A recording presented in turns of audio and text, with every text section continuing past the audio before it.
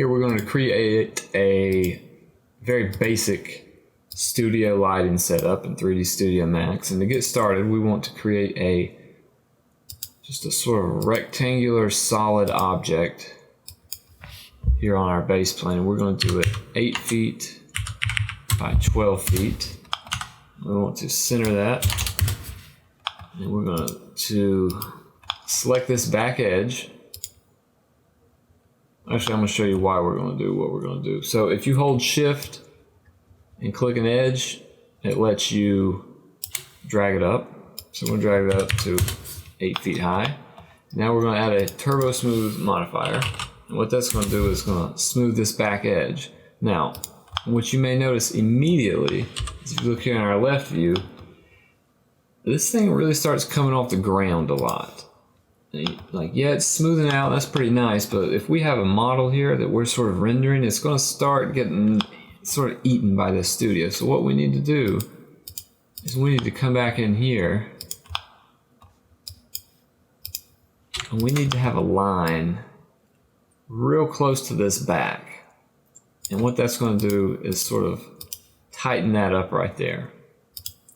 Now, when we have that in place, what we can do is we can kind of move this up to more of a 45-degree angle. And we're going to make sure it lines up with that back. So this is what our side view looks like. See, it's sort of like a chamfered L shape. And what that's going to do is give us this nice, smooth plane. You know what? I just undid what I did. So let's redo it. We need that line right there. That's the magic. So see, now we've got this nice gentle slope on the back, and the majority of this front part is completely flat, and that's going to come into play in a minute. So let's call this backdrop, and I've got just a plain 250 white material with 0 reflectance or any other things going on that I'm going to apply to that.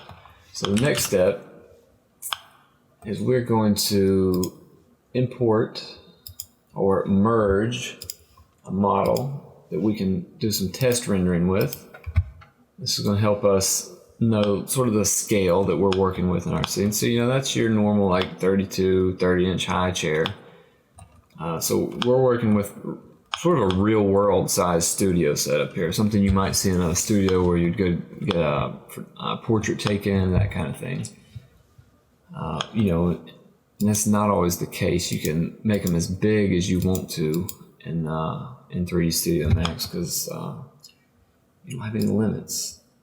So we're going to drop a camera in here, and this is a physical camera. If you're working with Vray, you can use a Vray camera or whatever suits you. So we're going to hit C on the keyboard over here in the perspective view, and that's going to lock us into our camera mode. We're going to bring this up, and if you hit Shift and F on the keyboard, that brings in your safe frames mode. So now we can see what's going to be in our rendered view, and I'm just going to position the camera around here a little bit to sort of give us a nice little view of this chair. And let Max finish doing its auto-save thing. And then I'm going to click render. And I'm going to pause the video because this render is solid black, and that is because we have 0 lights in our scene right now. So let's put some lights in here. So we're eventually going to get to where we use the V-Ray dome light for this, but I'm going to add it last because I want to start out with some of these key lights, a key light and a fill light, more along the lines of what you'd see in like a 3-point light setup in like real world photography studios, just to show you that how hard it can be to balance these lights without some gigantic magical V-Ray dome light. So I'm adding just simple V-Ray plane lights here, and I'm going to put them in at about a multiplier of 5, and I'm going to create. Let's see, so we're going to call this our main sort of key light here. And I'm going to drop, see where that puts us at. I'm gonna pause this video while this renders. All right, and we're just finishing up here, and as you can see, you know, that certainly brightens things up a little bit. You know, this area back in here, that's like, you know, it's almost borderline of sort of a burned out, blown highlight. But you got this real bright section over here, and this real dark over here, and you know, you can tell I've got pretty ratty render settings on right now, but you can get the gist of what's going on. So what we want to do is start playing around over here. We're going to call this our main or our key light right now, and we're going to create a copy of it, not an instance, and we're going to put that sort of over here. And what this is going to do, we'll put that on a 2.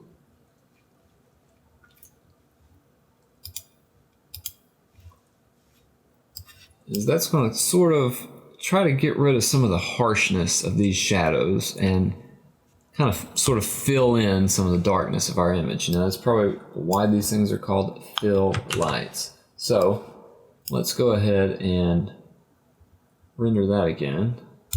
See what we're working with now.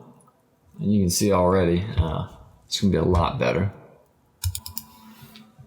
And you can see, you know, it's still a little bit darker on this side of the image, but overall, we've got more of a balance going on. Now, the issue here is that once this light starts getting as bright as this light, we sort of lose that, you know, this image looks like, you know, there's sort of a lighter edge on this side of things. It sort of shifts into these darker tones over here. If that's something you're going for, you have to be careful here, because the brighter this light gets, you know, the less that effect is going to be present.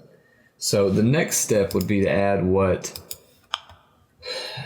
is called, you can call it a background light, a backlight. If you're doing portrait photography, you hear people call it sort of like a hair light. You really won't, it really sort of just accentuates the form of whatever your object is.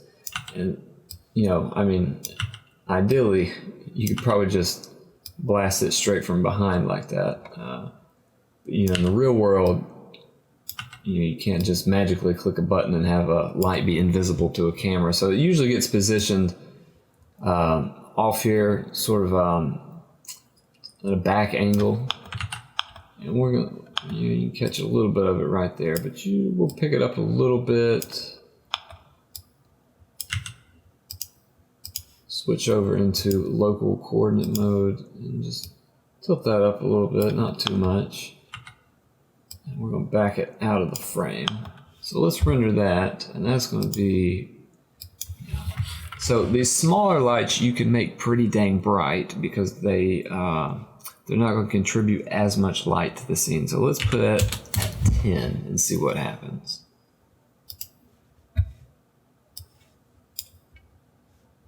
Not too much. Let's really crank it up so we can see the effect of it. Let's put it at 500 real quick. Yeah, so immediately you may notice that it doesn't blow out the highlights of the scene as much as you would expect a light set to a multiplier of 500 might, but it definitely creates an unfavorable effect. Let me just get a section of this rendering real quick so I can show you what this does. These backlights, they sort of create almost a haloing effect on the edges of objects. You know, when it's a portrait, you sort of get sort of a glow around the hair, which is nice. But here, you know, you're sort of getting this just sort of bright. Well, it is way too bright to even see what's going on, to be honest. Let's try that one more time, and then I'll start pausing these render sections again. There you go. You can just see how that highlights right there.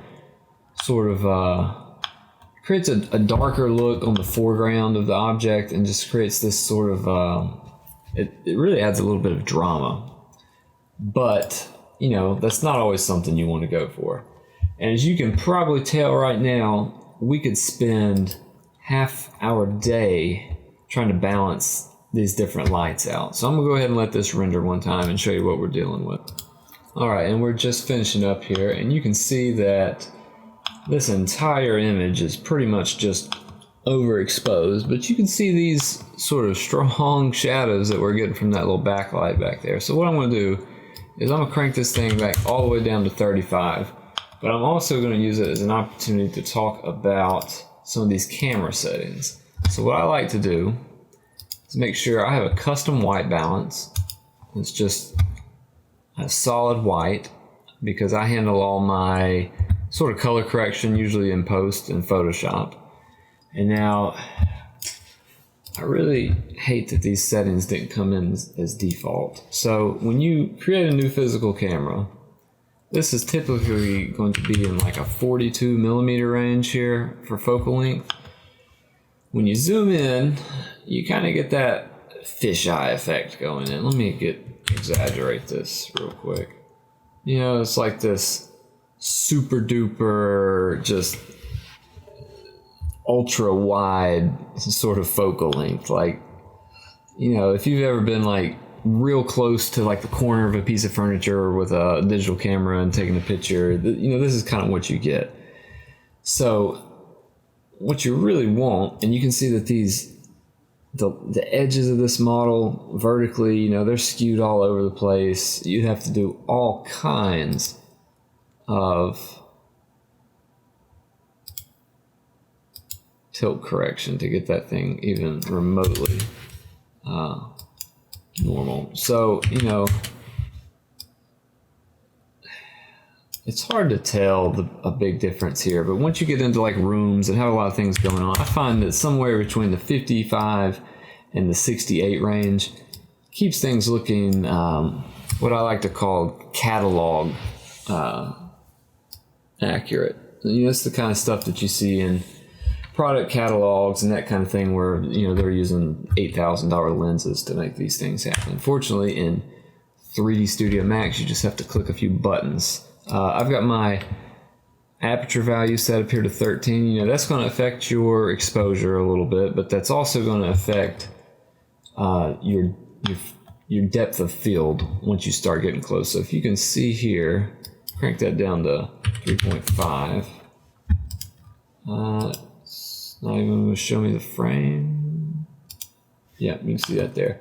So that means that anything that's sort of outside of this target zone is going to get blurred out. And that's a 3.5 stop. So up at 13, it gets a little bit, you know, everything's going to be in focus more or less. And honestly, for this application, if you're going to use 13, you know, you might as well not be using depth of field because it's not going to blur much out anyway. But the next one is you want to use some exposure control. It's real convenient on the physical camera. If you don't use a physical camera, you can hit the 8 button. You're supposed to be able to. And bring up your environment and effects menu. And you can add that in here.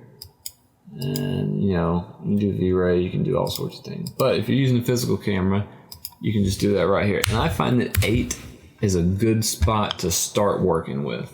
I usually always end up tweaking it a little bit, but that's pretty good.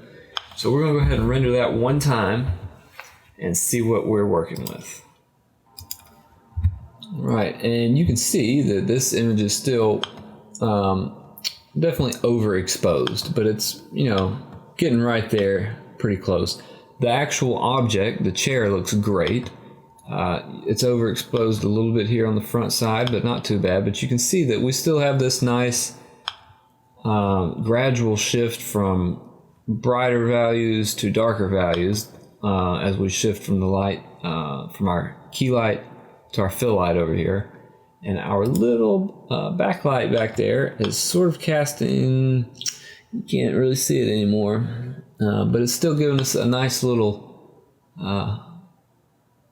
bit of brightness here on the back side. So that is a pretty poor attempt at a 3-light studio setup. And now I started with that first to show you just how annoying it can be to have to balance all that out. So delete all of our lights, go back to the solid black rendering. And now what I'm going to do is, again, add a V-Ray light, but this time I'm going to select the dome type. And I'm going to add that in here. Center it. And I'm going to select the multiplier and do it at 0.5. And now this is a solid white color. It's got all the default settings. And we'll hit render and just see what happens. As you can see, it already looks pretty good. Let's pause this and see what we end up with. And wow. So there's the V-Ray dome light for you. That pretty much takes care of everything right out of the gate. So you're going to hear me in more than a few videos talk about how wonderful the V-Ray dome light is. And that's why it takes a lot of guesswork out of it and gives you just a 90% there lighting solution most of the time. So I think right now that we are, this is almost like a perfect exposure too, which probably means once we start adding any more lights in, we're probably going to be having to dial back the exposure a little bit before we get a little overexposed. But we're still going to go about this much as we did before the dome light. So we're going to get our V-Ray plane. We're going to add in what was once considered our key light, but now is just going to be considered a fill light. And we're going to put that on 2.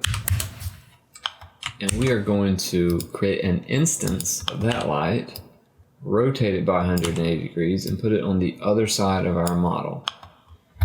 And what this is going to do is it's going to catch some highlights on the edge. It's still going to keep everything really balanced, and we are going to give up that light on one side, dark on the other, kind of contrasted look. That's played out, in my opinion. I don't like it. It doesn't work well for me. So let's pause this video and see where we're at. All right, and here we go. And you can see that the image is much brighter. And I've gone over here and loaded our original image into the first slot. So here's the original, here's the second. So aside from it just being brighter in general, what you can really notice in here are these highlights that you're going to see on the edge. Like everything's going to get a little brighter, but all the exciting stuff on the edges are going to get even more brighter because all of a sudden there's these, these lights on the side shining right at them. And not only are these going to get brighter from this light, but these edges over here are going to kick up a little reflection as well. So now we are definitely bordering on being overexposed here. Now, I will say that the model still looks pretty good, but that we've lost a lot of the shadows and stuff like that on our studio. So we're going to do a little bit more work here, and then we're probably going to tweak our camera settings. So what we're going to do now is add bring these back in. We're going to add another V-Ray plane light. We're going to create this. This is going to be sort of a curveball from what we did earlier. Rather than using a floor light, we're going to come up here up top and we're going to simulate just an overhead light like you might see in a room. Just like a dining room table light, something you got hanging in your living room, something like that. We're going to aim it right down on this model, a little bit from the back. And that's going to give us this strong top lit look, but it's also going to give us some decent shadows underneath it. And we're going to try it out at 30 right now. So let's render that and see what we look like.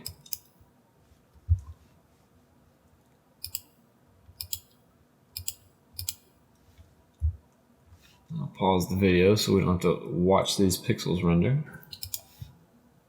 All right, and for those astute observers, you might realize that we now have a nice little highlight here on the front of our seat. The tops of our arms are a bit brighter, a little more warm and inviting, and the seat has a nice soft glow on it. So here is before the overhead light, and here is after. And what this effect does is it just caters to what the human eyeball expects to see. And since we grew up, or since we evolved with the sun over our heads, we expect light sources to come from above. So when we see something that's got a nice brighter amount of light on top, it just sort of sets our brains at ease. It says, hey, gravity is still working the way it was the last time you checked, and it just ends up looking nicer. So that's why we do that. So everything looks pretty good, but now we're going to try to bring a little bit more of these shadows back in here and try to get this image is just a little overexposed. So we're going to play around with that. So this is where it becomes just sort of trial and error. You know, click render, wait, click render, wait some more. So we're going to try 8.5 stops, or ranges, whatever. I don't know what the plural of exposure value is. Let's go ahead and render that out and see what happens. And these are those that you can usually,